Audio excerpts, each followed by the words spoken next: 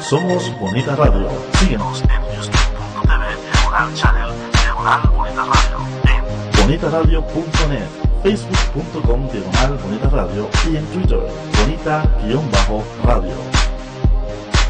En línea con tu mundo. Las expresiones vertidas en el siguiente programa no representan necesariamente la opinión de Bonita Radio. Las opiniones son exclusivas de sus autores.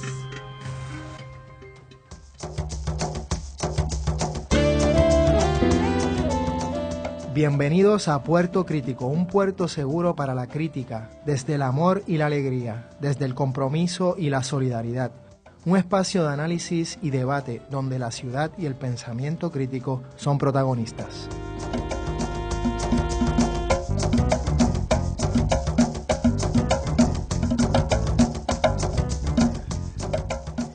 Bienvenidas y bienvenidos a Puerto Crítico. Estamos en Red Global, aquí en Bonita Radio, y en este programa en Puerto Crítico en Red Translocal, ya que les habla Juan Carlos Rivera Ramos, alias Juanqui, desde San Juan de Puerto Rico, y Miguel Rodríguez Casellas desde Sydney, Australia. ¿Cómo estás, Miguel? Muy bien y muy entusiasmado nuevamente con un tema que me parece que más que relevante es indispensable. Sin duda alguna. Hoy vamos a hablar de algo que hemos titulado De sequías y racionamientos, discursos y percepciones sobre el agua en tiempos de cambio climático. Y tenemos con nosotros a una persona muy importante para hablarnos de ese tema, un sociólogo ambiental y director del Centro para la Conservación del Paisaje, el amigo y colega Alejandro Torres Abreu. Bienvenido, Alejandro, ¿cómo estás? Muy bien, muchos saludos. Un gusto estar aquí con ustedes. Qué bueno, Alejandro. ¿Cómo empezar? Como bien dice Miguel, este es un tema más que relevante, urgente. No solamente los periódicos locales han estado plagados de cantidad de noticias sobre la escasez de agua y sobre una inminente sequía, tanto así que se ha cubierto casi de un aura de santidad a todas esas depresiones atmosféricas, ¿no? A todas esas tormentas y posibles vaguadas que vengan para que llenen de agua los embalses y tengamos agua y no sequía. Pero también vemos ese tipo de noticias alrededor del mundo. Se escuchan noticias en California sobre grandes sequías, entre otros lugares. ¿Cómo comenzar a entender esto desde una perspectiva distinta a como la presentan los medios, que casi siempre está enfocada en una visión de la escasez? ¿Cómo pudiéramos empezar a hablar sobre este tema, Alejandro? Sí, yo creo que es una buena entrada. Mira, me parece que lo primero es que ciertamente el fenómeno del cambio climático ha llegado para quedarse.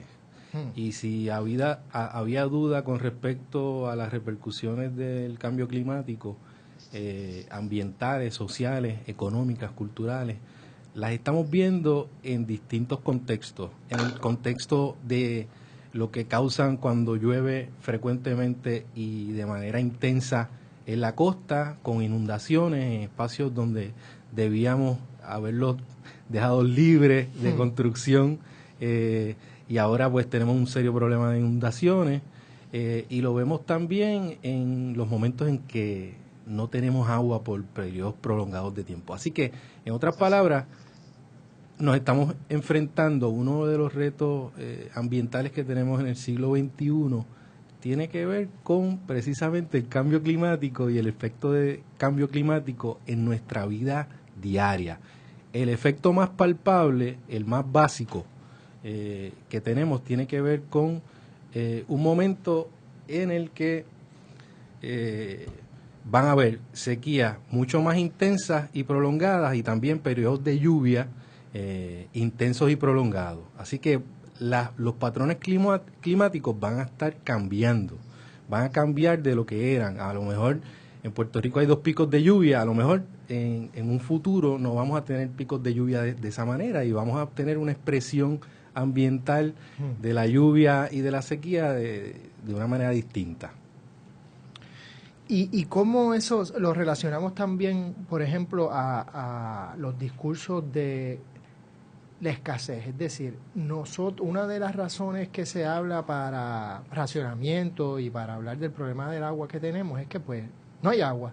Pero es tan así. ¿Cómo eso se relaciona con otros tipos de comportamientos o con otros tipos de dinámicas tal vez más estructurales? Ciertamente, la sequía es un fenómeno por definición contingente. Okay. Eso quiere decir que es relativo a quien la experimenta, a la interpreta, ¿verdad? Y obviamente a las respuestas que damos de la sequía. Si bien hay un elemento que tiene que ver con el ambiente, con la falta de lluvia, y eso es palpable y eso es, ¿verdad? No podemos negar eso, innegable. Por otro lado, también el uso que hacemos del agua es importante. Como no cae agua en el mismo sitio, la misma proporción, y el agua no está distribuida de manera igual a través de todo el territorio de Puerto Rico, pues entonces vamos a tener que almacenar agua para cuando no tengamos la disponibilidad de tenerla ahí a la mano, y cuando la necesitamos en unos lugares en particulares donde está el desarrollo, pues la tengamos. Entonces, si bien existe una manifestación atmosférica y podemos decir que ciertamente existe un cambio climático, los periodos de sequía y lluvia van a ir en aumento y va a cambiar cómo lo sentimos.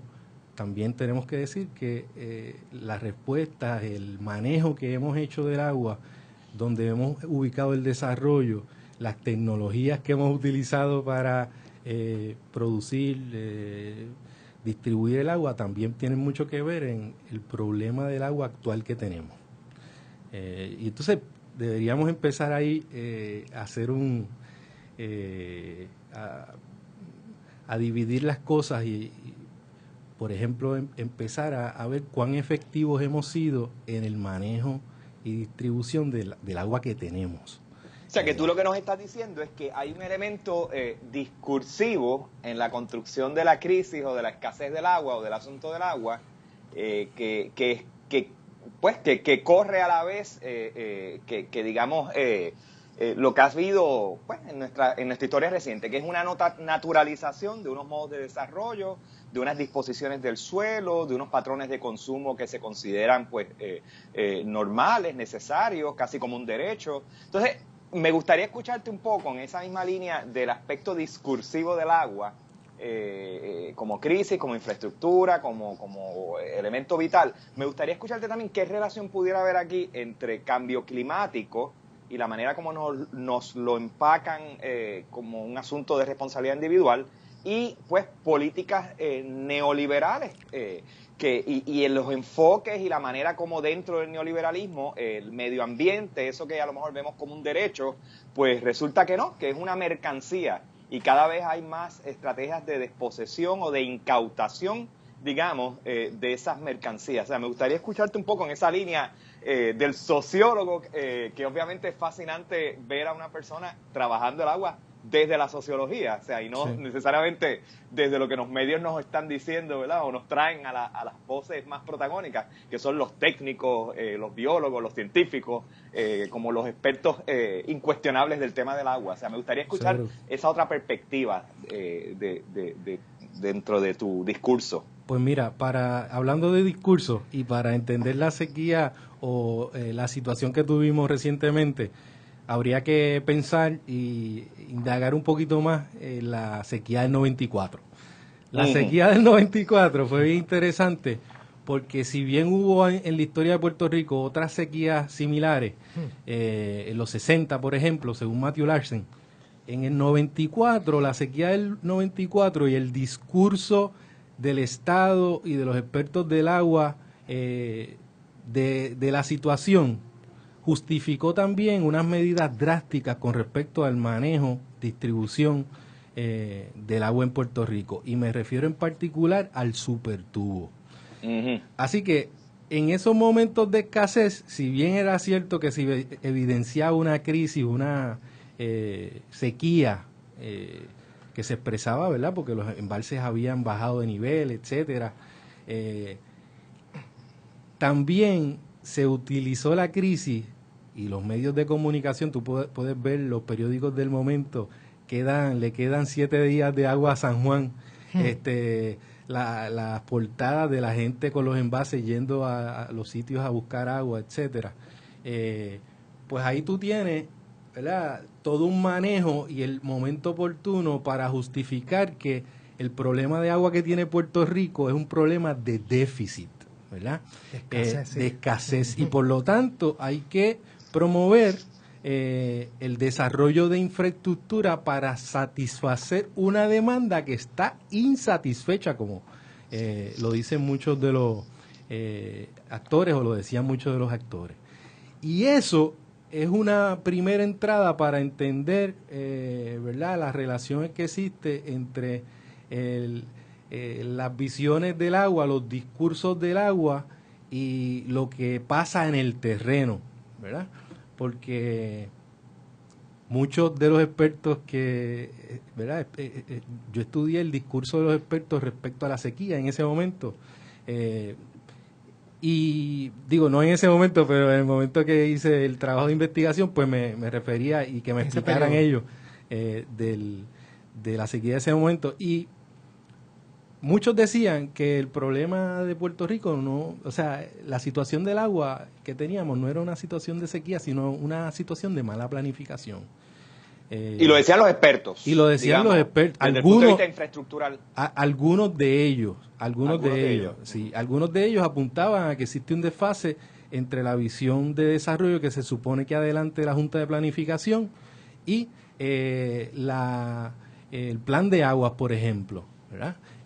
A través de conectar más directamente el plan de uso del suelo con el plan de agua, ¿verdad? Así que el deber de la Junta de Planes, por ejemplo, es dirigir, articular una visión de desarrollo que sea sustentable, ¿verdad? Eso yo en arroz y habichuelas, para que nuestro público entienda, mientras el agua es un recurso que debe usarse dentro de cierta prudencia y demás, nosotros hemos estimulado un desparrame urbano que duplica cantidad de lotes que van a recibir agua porque tenemos que mantener el jardincito, que duplica una serie de usos y de necesidades que pudieran estar resueltas en desarrollos urbanos más compactos, que son más eficientes desde muchísimos puntos de vista infraestructurales, pero particularmente desde el punto de vista del uso del agua. ¿A eso es a lo que te refieres? A eso iba, porque precisamente si el superacueducto se justificó como un seguro contra sequías futuras, realmente lo que perseguía era el desarrollo de toda esa parte norte de la isla, ¿verdad? El desarrollo a partir de la construcción, y una construcción a partir de un modelo de desarrollo suburbano que, como sabemos, es problemático ambientalmente hablando. Pues con ese desparrame suburbano, vamos a una pausa y regresamos en unos momentos a Puerto Crítico. Que paren el reloj, que suban esa música. Soy Oscar Villarini y te invito a que estés conmigo todos los jueves a las 7 de la noche en Musicaliza. Tendremos entrevistas, artistas y sobre todo mucho entretenimiento. No te olvides, todos los jueves a las 7 de la noche por aquí, por Bonita Radio, en línea con tu mundo.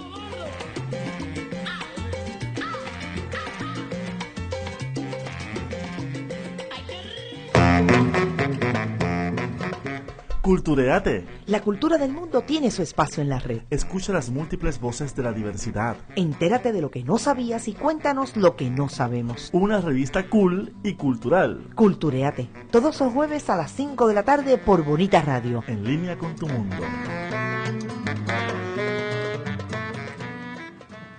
Y regresamos a Puerto Crítico con el gran colega y amigo Alejandro Torres Abreu hablando sobre el agua. específicamente de sequías y racionamientos, discursos y percepciones sobre el agua en tiempos de cambio climático.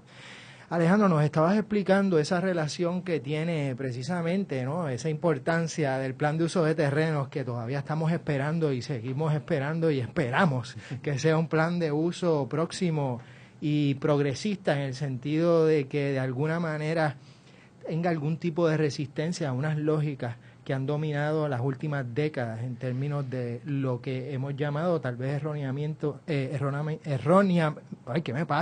manera errónea el desarrollo.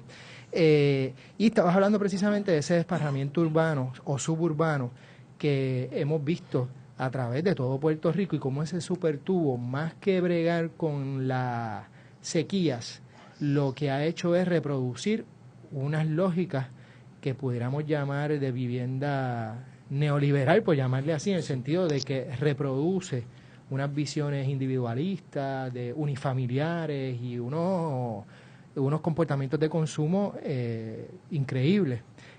Por ahí vamos. Yo quisiera que cómo pudiéramos ver esa relación entonces entre, hablando obviamente en términos generales, entre ese neoliberalismo de que habla Miguel, este cambio climático del que no hay que dudar porque lo estamos viviendo, y precisamente los discursos del agua en Puerto Rico tal como se van reproduciendo en los medios.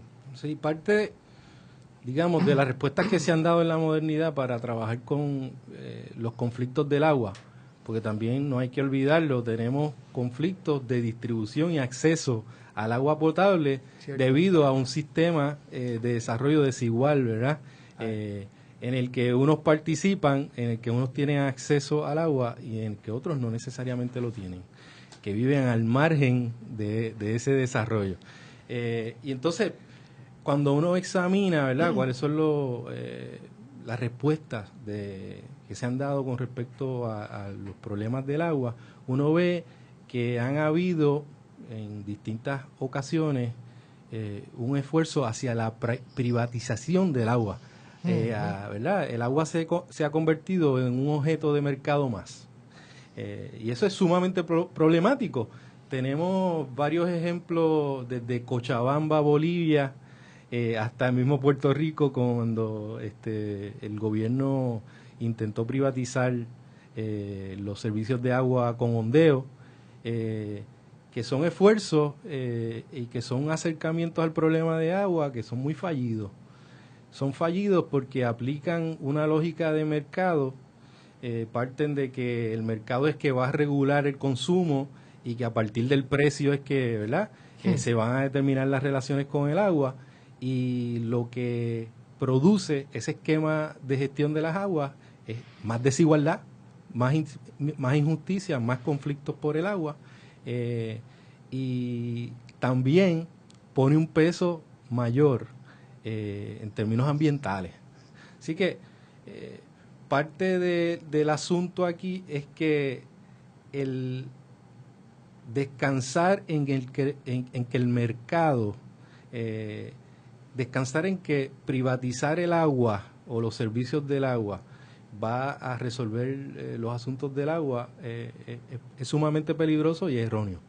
Y ya lo hemos visto en la historia. Y déjame decirte que yo veo por ahí una tendencia a que lo que va es privatizaciones por todos lados, desde la AEE hasta quién sabe si la AAA. Miguel, ¿qué tú crees de todo esto? Sí, bueno, es que es un guión que ya se ha visto, o sea, sí.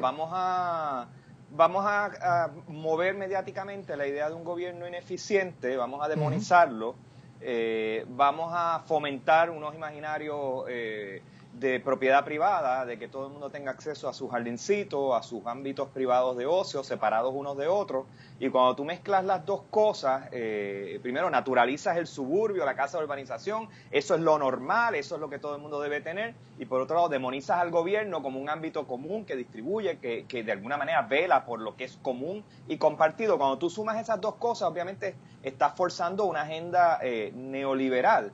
Y lo que a mí me preocupa, digamos, de estas visiones es que la forma como se naturaliza esto ya no es como que vienen las grandes corporaciones a quitarnos lo nuestro, sino la naturalización pone al público a quejarse del gobierno, a exigir entonces estas cosas, incluso a promover la privatización como solución. O sea, que nos convierten a nosotros como ciudadanos en promotores de nuestros propios verdugos, vamos a ponerlo así, sí, o los enemigos del bien común en términos del uso del suelo y de los recursos, válgame, que son de todos. O sea, ¿qué más común que el agua en términos de un aspecto de la necesidad pues para la vida? Lo que me lleva a pensar también que en ese ejercicio de privatización del agua también relegas la responsabilidad que tiene el Estado y la pone en el consumidor, en el individuo, cuando el acto de consumir se da en un contexto bien particular, el acto del agua, de consumir agua, se da en un contexto colectivo, a partir de un complejo sociotécnico en el cual, ¿verdad?, tú tienes unas infraestructuras de agua que inyectan una cierta moralidad de consumo, por llamarlo de algún modo, y también tienes, por otro lado, unos consumidores que no son unos robots que interactúan y trabajan con, ¿verdad?, con esa infraestructura de consumo, con los inodoros, con las mangueras, etcétera.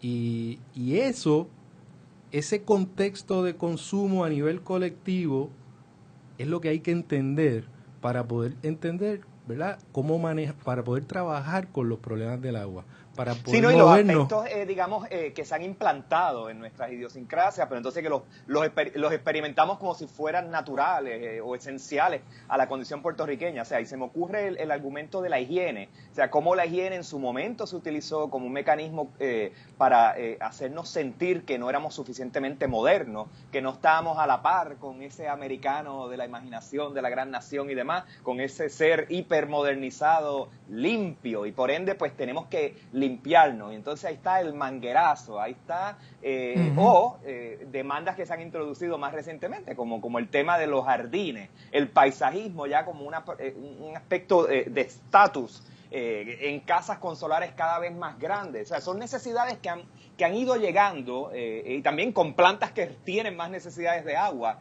No es la cruz de Malta, no es la grama, no es el crotón, plantas que se adaptaban quizás con menos mantenimiento constante a nuestro clima. O sea que hay unos aspectos aquí de patrones culturales que han introducido necesidades que no estaban ahí, que ahora de momento las percibimos como que son naturales, y eso ha afectado obviamente el uso del agua. ¿Qué nos puedes decir sobre ese aspecto, digamos, sociocultural? Estoy totalmente de acuerdo con lo que dice. La modernidad, hemos convertido el agua en un objeto y lo hemos rutinizado al punto de que lo hemos desaparecido del espacio público. Y entonces en el espacio privado, que el individuo, a partir de las expectativas que tiene culturales y creadas colectivamente, tiene, ¿verdad?, la decisión, la elección de consumir, etcétera.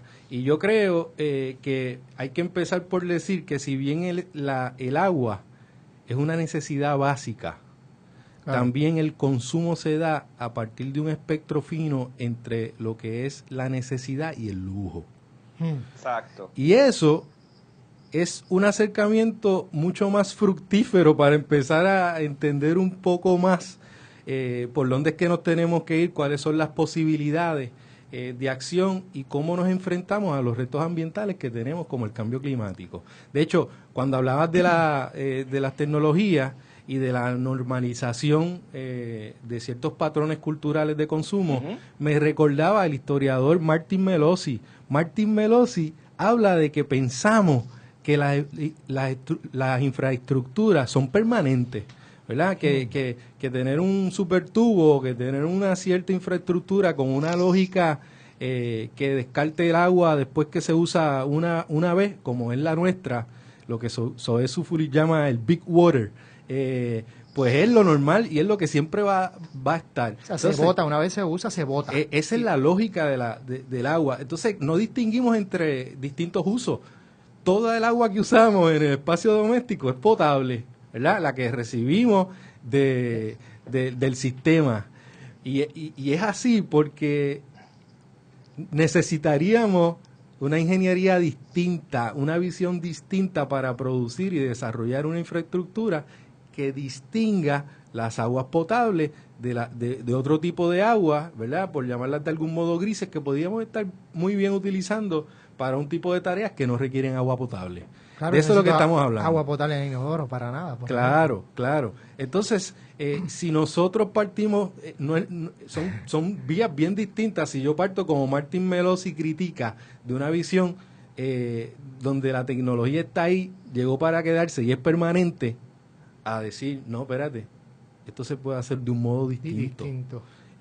Y aquí hay que trabajar realmente con el tipo de infraestructura, cómo eso interactúa con la gente, dónde está, cuál es la situación ambiental que tenemos, y empezar a visualizar otros arreglos de almacenamiento, distribución y consumo de agua, ¿verdad? Así que todas esas cosas están ahí en juego cuando hablamos que el agua, el consumo del agua se da en un contexto cultural. Y si es cultural, se da también, hay una conexión de lo individual a lo colectivo, y en ese colectivo se negocian unas expectativas de consumo y de valores. Uh-huh. Se valoriza el espacio doméstico, por ejemplo, se valoriza el espacio del jardín, como decía Miguel ahorita, que hacen o que producen distintos resultados en términos de consumo de agua. No es lo mismo que yo tenga un jardín en un lugar desértico que responda más a un bosque lluvioso subtropical, ¿verdad? Que tengo un jardín que responda a la escasez de agua que yo tengo con cactuses y todo lo demás. Y que también, por ejemplo, los 4 Mercedes y los 2 Boston Whaler tienen que estar limpios y brillosos todas las semanas, y eso necesita de alguna manera una buena cantidad de agua. Además de las piscinas. Además de las piscinas, que es interesante, porque ahora que dices eso, es curioso ver, y más que curioso, sociológicamente fascinante e importante la relación. En este caso sería muy interesante ver la relación entre el agua y el estatus. Mencionaste la piscina y yo creo que hay algo ahí.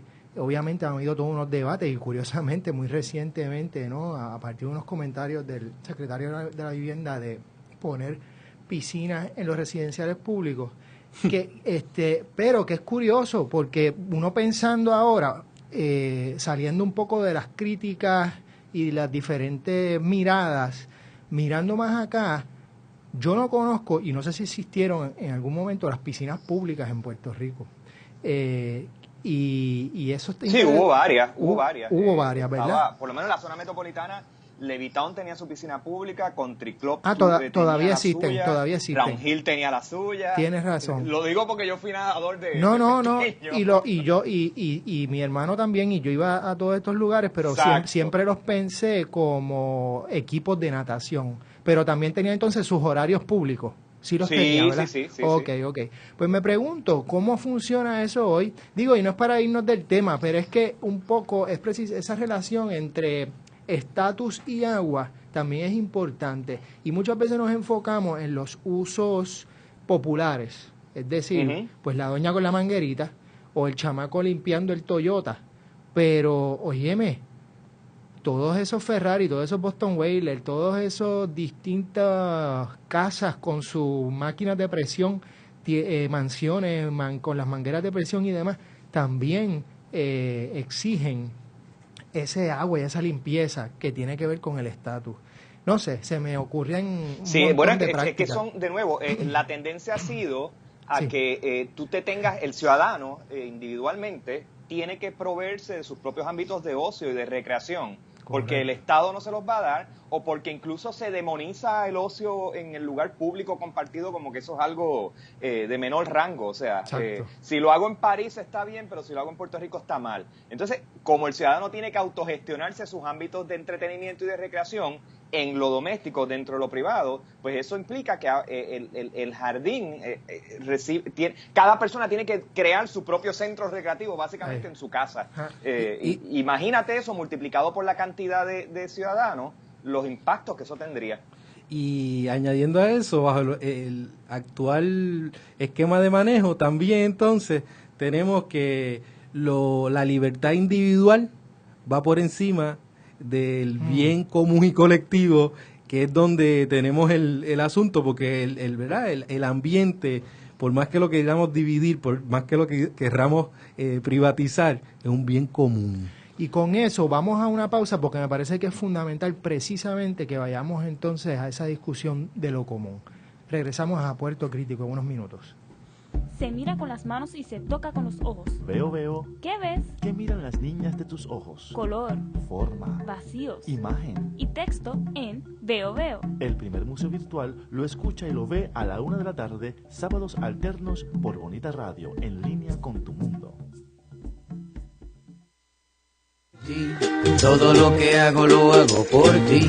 Es que tú me sacas lo mejor de mí. Soy todo lo que soy, porque tú eres todo lo que quiero por ti. Hola Puerto Rico, te habla René de Calle 13 y vengo a decirte que amar no es controlar, no es golpear, no es obligar. Amar es respetar y dejar ir cuando llega la hora de decir se acabó. Amar a una mujer es quererla feliz aunque no estés junto a ella. Si has pensado en hacerle daño a tu pareja o expareja, detente y piensa, usa la cabeza, usa el casco, busca ayuda, habla con alguien, pon distancia, protégela y protégete. Abraza la vida y sea un hombre que ama de verdad. El amor no mata, no agrede, no controla. El verdadero amor libera. Únete a Proyecto Matria, Prensa Comunitaria y esta estación. Y di no a la violencia machista. Que no muera una mujer más. Por ti, todo lo que hago lo hago por ti. Es que tú me sacas lo mejor de mí. Y regresamos a Puerto Crítico con Alejandro Torres Abreu, sociólogo ambiental y director del Centro para la Conservación del Paisaje, hablando de sequías y racionamientos, discursos y percepciones sobre el agua en tiempos de cambio climático. Y estábamos hablando precisamente, antes de la pausa, de lo común, de cómo de alguna forma cuando tenemos una perspectiva neoliberal y mercadocéntrica, le echamos la culpa al individuo de las cosas que nos pasan y en ese sentido nos olvidamos de precisamente todas esas dinámicas sociales y comunes, y dentro de esas dinámicas también están, como habías dicho antes, las infraestructuras que nos influyen en unos tipos de consumo, entre otras cosas, pero también esas infraestructuras no siempre trabajan de la manera más eficiente y tienen sus problemas. Y yo creo que también hay algo que decir sobre eso. Sí. ¿Podrías hablarnos un poco de cómo eso se refleja en el manejo del agua en Puerto Rico? Sí, seguro. Mira, en estos momentos, básicamente, la producción de agua en Puerto Rico, el 70% de la producción de agua en Puerto Rico, de algún modo pasa al sector doméstico. O sea que estamos hablando del sector más importante en términos de cantidad de producción de agua que tenemos. Ahora, hay una gran incertidumbre en torno a lo que está pasando realmente con los numeritos respecto al agua. El discurso tradicional y el más común, inclusive que se presenta en el plan de agua, dice lo siguiente: mientras consumimos 200 millones y pico de galones diarios, por otro lado se producen para que se puedan consumir 200 y pico millones de galones diarios, se producen 400 y pico de millones de galones diarios. El doble. Por ahí ya empezamos mal, ¿verdad? Eso se traduce en que, y sigo con el discurso porque existe una gran incertidumbre con respecto a lo que estoy diciendo, ¿verdad? Estos datos para mí no son necesariamente confiables, pero el discurso tradicional es lo que más se presenta. Entonces, inclusive en el plan de agua habla de que de alguna manera tenemos un 56% del agua que se produce que es no contabilizada. ¿Y qué es eso? ¿Qué implica eso? Pues son varias vías. Uno, que se pierde porque los salideros del sistema. El agua se pierde y no llega a donde tenía que llegar. Dos, que no se contabiliza de la manera adecuada porque los metros en las casas dejaron de funcionar hace 10 años y no se cambian, o porque las plantas de filtración, que son las que, ¿verdad?, distribuyen el agua, tampoco se mide bien lo que está pasando. Por lo menos ese era el escenario hace unos cuantos años cuando yo estaba viendo esto bien al detalle. Lo tercero que pasa es que hay hurto del agua. Y entonces ahí tenemos la ecuación de lo que... Hurto que se individual, roban, de corporativo, no se sabe. Hurto en el ámbito doméstico. En el ámbito Eso quiero decir doméstico, que, ok. ¿verdad?, son Ok. residentes que se roban el agua. Así que esa agua no contabilizada, 56%, tenemos un problema, y muchos... En el momento en que se estaba discutiendo lo del superacueducto, muchos de los especialistas de agua decían, mira, esto no es necesario, vamos a trabajar con la ineficiencia que tenemos en el sistema, que asciende a 56%, y no vamos a necesitar un supertubo, ¿verdad? Pero para poner esto en contexto, por ejemplo, países como España, en su sistema de distribución tienen un 30%, Suiza 11%. Así que no es que las grandes infraestructuras de agua, que son las que predominan en el paisaje moderno para manejo y gestión de las aguas, sean del todo las más eficientes, pero ¿verdad? Ese es lo que hemos adoptado como infraestructura tradicional. Sí, ahí también habría que mencionar que la cultura de inversionismo político que hay en Puerto Rico, o sea, yo te pago parte de la campaña legal e ilegalmente y tú apruebas fondos o legislación o proyectos de infraestructura que beneficien mis intereses. O sea, esa cultura en Puerto Rico, que vamos a llamarle, es una cultura de corrupción. Tolerada, legal e ilegal, lo que sea, pero es una cultura de corrupción. Eso obviamente le pone una presión al partido político que llegue al poder a invertir, no en corregir los salideros de agua en zonas urbanas ya desarrolladas, porque ahí no hay un desarrollador o 5 inversionistas políticos detrás pendientes de que se haga eso, sino la presión se pone en crear más redes de distribución para fomentar más desparrame urbano, para que aquella finca en el medio del quinto infierno, que no valía mucho y que el desarrollador compró a precio barato, ahora pueda ser desarrollada. Y entonces el dinero, para colmo también federal, que llega para el agua, muchas veces viene por otras razones ideológicas para fomentar ese mismo modelo de expansión suburbana, aún en un país que está perdiendo población, que no tiene ni siquiera el mercado demográfico para hacer eso. Entonces, esos mismos desarrollos te regresan a la radio o a los medios de comunicaciones de Puerto Rico a decirte que, es que los puertorriqueños nos gusta vivir de esa manera, desparramada y demás. Es que el plan de uso de terreno, eso no se adapta a la idiosincrasia del puertorriqueño, porque nosotros nos gusta vivir en nuestra casa de urbanización. O sea, que naturalizan algo que ellos mismos han creado dentro de, comprar básicamente las decisiones de política pública para sus intereses. Mira, y yendo a lo que tú dices, y estoy totalmente de acuerdo. Uno de los argumentos que yo he querido adelantar hace varios años tiene que ver con que tenemos que empezar a pensar en un paradigma distinto de gestión de las aguas en Puerto Rico. Y ese paradigma de gestión de las aguas no puede ser satisfacer la demanda del agua, ofertar a partir de la construcción de nuevas infraestructuras de agua, sino manejar el agua y la situación ambiental que tenemos. Y parte de lo que tú dices, Miguel, lo vimos bien de cerca cuando hicimos el trabajo de investigación. Vimos cuando preguntamos cómo es que se desarrolla y se diseña la red de distribución de agua.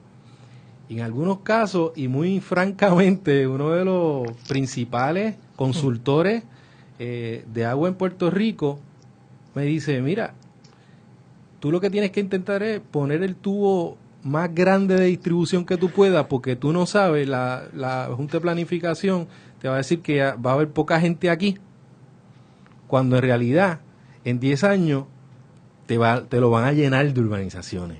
Así que lo que yo hago, muy cándidamente, me dice, es poner la tubería más grande que yo pueda para no tener que venir de regreso, ¿verdad? A hacer una construcción, porque es mucho más difícil construir una vez tú tienes una gente viviendo, carretera, etcétera, etcétera. Y eso te deja, es un ejemplo de cómo se induce el consumo del agua, cómo se piensa, ¿verdad? No, eso es que hace falta, hay un déficit de agua. ¿Realmente hay un déficit de agua o el agua la estamos distribuyendo para donde no es o estamos incidiendo en que haya un movimiento de desarrollo en un lugar X que, ¿verdad?, donde no tenemos y la realidad ambiental no da o la situación ambiental no da para distribuirle ahí en ese espacio? Y todas esas elementos están en juego a la hora de poder evaluar lo que está pasando con la situación del agua en Puerto Rico. Es lamentable que sigamos pensando que la demanda que tenemos, sin saber siquiera y sin tener todos los datos para decir cuál es el consumo per cápita en el ámbito doméstico, porque sí han habido varias investigaciones, pero no hay acuerdo sobre eso, pues es impensable seguir con la retórica y el discurso de que no, la demanda hay que satisfacerla y hay que seguir, ¿verdad?, promoviendo infraestructura. No, vienen más sequías, pues hay que, ¿verdad?, seguir respondiendo con infraestructura y yo creo que y más también agua. Hay algo aquí de que hay todos unos aparatos gremiales, profesionales en Puerto Rico, y vamos a hablar con nombres y apellidos. Me refiero al complejo ingenieril como profesión, y claro, con unas excepciones muy honrosas, pero que hay una costumbre, hay una tradición dentro de las ingenierías a inventarse problemas, a exagerar problemas para buscar soluciones complejísimas. Entonces todo se quiere resolver dentro de una gran inversión infraestructural. Es como que hay una especie de fascinación fetichista, y también los billetes que se destinan en eso les gustan mucho, para entonces, en lugar de hablar de modificar patrones culturales, patrones de asentamiento del territorio, o desnaturalizar cosas que nosotros ahora entendemos que es lo normal y lo común en Puerto Rico, la urbanización, en lugar de hablar de esa discusión sociocultural, vamos entonces a fomentar el gasto en proyectos de infraestructura, porque claro, ahí es que está el guiso, ahí es que está el banquete. Entonces, ahí hay que hablar también de la ética profesional en Puerto Rico. ¿Dónde demonios está? O sea, ¿dónde estamos los gremios? Arquitectos, ingenieros, pero voy directamente a los ingenieros porque son los que muchas veces estimulan este tipo de gasto desmedido en proyectos de infraestructura que serían innecesarios si el país se viera a sí mismo y a sus patrones de asentamiento de una manera mucho más inteligente, que es la palabra que hay que empezar a usar aquí. Mira, irresponsable. Mira, Miguel, todo ejercicio de ordenamiento territorial, todo ejercicio de diseño y construcción e implementación de una infraestructura es un ejercicio también de poder. Seguro. Sobre el espacio. Y yo creo que en la medida en que nosotros empezamos a entender que los ingenieros están haciendo política de agua a partir del diseño de una infraestructura, que la elección de esa infraestructura es también un ejercicio político que también tiene detrás unos intereses económicos, en esa medida nosotros vamos a empezar a poder ver el problema desde una perspectiva mucho más crítica y podremos adelantar la gestión de las aguas y hacerla más justa y más sustentable. Y con eso vamos a una pausa, con ese muy importante punto, vamos a una pausa y regresamos a Puerto Crítico.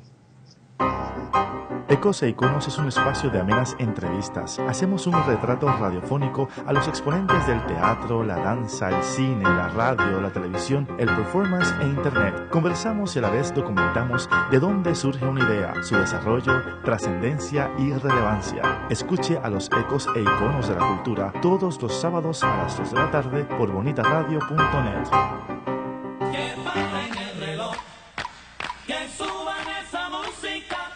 Soy Oscar Villarini y te invito a que estés conmigo todos los jueves a las 7 de la noche en Música Lisa. Tendremos entrevistas, artistas y sobre todo mucho entretenimiento. No te olvides, todos los jueves a las 7 de la noche por aquí, por Bonita Radio, en línea con tu mundo.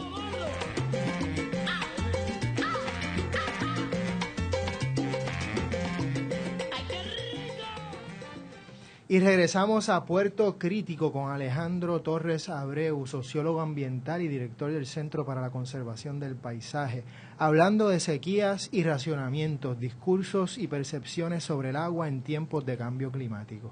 Y Alejandro, nos estabas hablando precisamente del poder y cómo de alguna manera, o de todas las maneras, cuando se hacen diseños, tanto arquitectónicos como de ingeniería, también se está haciendo política sobre agua y es muy importante hacer esas conexiones para precisamente buscar cambios y alternativas. Y yo quisiera precisamente que tú nos hablaras si has pensado o si hay otras alternativas de organizar este tipo de relación con el agua. Sí. ¿Has pensado sobre eso? Y dos, me gustaría también que habláramos un poco de la ciudad como lugar que usualmente se ha visto como antagónico a todo lo natural, entre comillas, pero que tal vez es mucho más complejo que eso. David Harvey decía que there is nothing unnatural about New York. No hay nada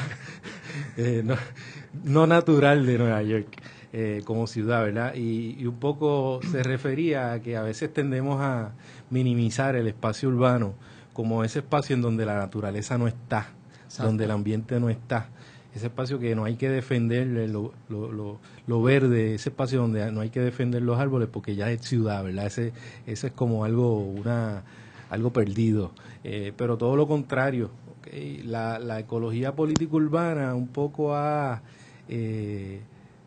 reforzado, subrayado la importancia de la naturaleza híbrida en el espacio urbano, la importancia de los híbridos.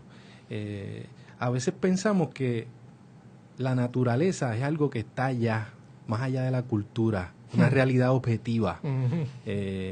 Cuando yo no podría hablar de un espacio que está prístino en estos momentos en términos planetarios, porque todo espacio, directo o indirectamente, está, ¿verdad?, de algún modo interactúa con el ser humano y es de maneras positivas o de maneras negativas, dependiendo, ¿verdad? No todo es demonizar la relación entre la gente y el medio ambiente, pues es algo central, ¿verdad?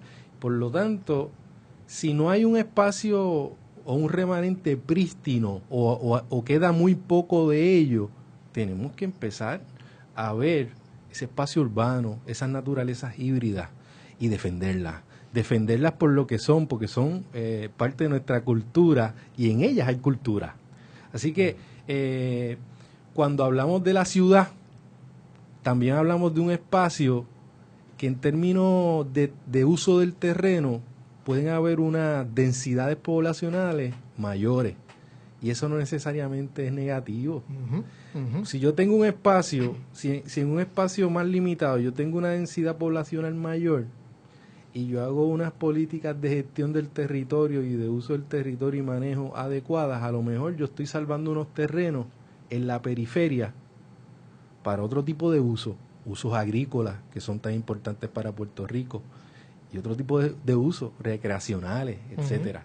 Así que a mí me gusta pensar en la ciudad como un espacio excepcional en donde yo puedo ser ambientalista. y en ese sentido, pues hay que defender la ciudad y hay que defender una ciudad que sea ambientalmente sustentable. Hay que defender, digamos, trabajar con una ciudad para que el consumo de energía sea menos, que el consumo de agua sea menos y más efectivo. A eso yo apuesto. Así que, por un lado, pues esa mirada de las naturalezas híbridas nos permite entrarle al tema de la relación entre el ser humano y el medio ambiente desde una perspectiva que tiene muchas mayores posibilidades de acción. Y hablando de lo que me decías de posibilidades de acción en términos de ahorro del agua, de mejor manejo del agua, yo te podría decir que hay elementos o medidas bien básicas y simples hasta medidas un poco más complejas. La primera medida básica y simple que yo quisiera subrayar tiene que ver con reciclar el agua de lluvia, que eso lo vienen haciendo nuestros abuelos y nuestra gente hace mucho tiempo. A partir de los aljibes, a partir de las cisternas y a partir de otras, los cubos y todas las, ¿verdad? Todos los recipientes que utilizamos para almacenar un poco de agua. Esas son técnicas que uno puede usar para, por ejemplo, no tener o no depender de usar agua potable para fregar o no depender de usar agua potable para lavar el carro. Y es una adaptación individual. Que no podría o no necesitar el auto, que sería aún mejor todavía. En una ciudad funcional, ese sería... En una ciudad como la queremos, ¿verdad? Como la queremos. Exacto. No una ciudad que nos corten las horas del tren urbano para incentivar el auto. Entonces, por otro lado, también existen ejemplos en otras partes del mundo, inclusive en Puerto Rico, de sistemas de manejo y distribución de las aguas que tienen una escala tal vez mediana. Esa escala mediana ayuda a integrar la gente, los residentes, en el mismo manejo de las aguas, ¿verdad? A que sea un sistema comanejado, tal vez entre el Estado y la gente, y que la gente se encargue también de velar por la calidad, la distribución y la justicia en el acceso. Es el caso de Puerto Alegre, ¿verdad? Ese es el caso de las cooperativas del agua en Argentina. Eso suena interesante. Y así, hay otros casos a nivel internacional que pudiéramos estar explorando para ver y repensar o reconfigurar la manera en que estamos trabajando con la gestión de las aguas en Puerto Rico. Miguel, ¿algún comentario antes de ir cerrando nuestro programa? Sí, pues un poco la línea importante aquí, o sea, que hay un aspecto político en toda esta conversación de crisis ambientales y del agua, o sea, mientras por un lado, quiero decir, en nuestra realidad cultural estamos hablando de socializar el ocio, de buscar modos más responsables de compartir el lujo incluso, en lugar de esa idea del lujo compartido. Cuando tú ves el problema medioambiental a escala mundial, la amenaza más grande ahora mismo es la cantaleta de vender la democracia, entre comillas, capitalista por todo el mundo, y lo que eso representa con esas nuevas clases medias, particularmente en esta región de Asia, donde o Pan-Asia, donde yo estoy viviendo, que la amenaza ambiental mayor es cuando tú veas en China esa emergente clase media querer vivir a la manera norteamericana, querer vivir bajo los preceptos de un hedonismo de clase media, que se ha vendido bajo unas luchas políticas y demás, que lo que implica es un aumento en el uso de los recursos, incluyendo el agua. Y eso es quizás la amenaza ambiental más grande que estamos teniendo. O sea que mientras nosotros estamos buscando un retranqueo del lujo, una reconfiguración del lujo, en todas estas economías tradicionalmente comunistas, muchas de ellas, la tendencia es distinta, es a la ampliación del lujo privado, y como ellos están viviendo los años 50, digamos, del mundo occidental ahora. Y pues el problema termina siendo uno de naturaleza política al final.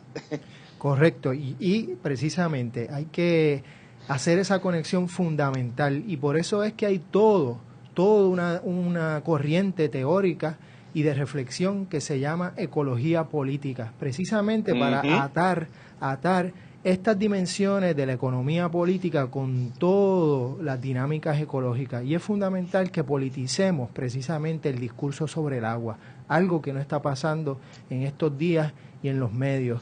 Es fundamental que veamos esa relación y que parte de nuestras luchas por el derecho a la ciudad, parte de nuestras luchas por vivir en un lugar mucho más justo y democrático, pasa también por cómo usamos el agua y cómo la exigimos y cómo la distribuimos.